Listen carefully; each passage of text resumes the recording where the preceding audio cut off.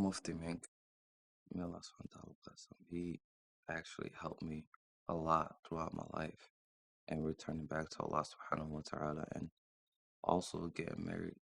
I have a son, he's 1 years old now, and I try to be, the best for him and also for the household, but it wasn't easy. So I looked up to Mufti Menk. I listened to a lot of his lectures. There's a lot of questions that I have for him, and I'm hoping to meet him one day.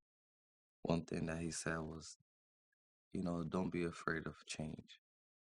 That's one thing I look up to now.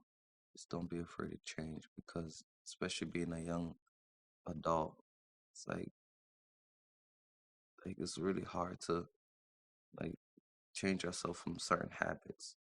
But one thing I would ask him is what are ways to like how can I better memorizing the Quran, even though my memorization is sharp.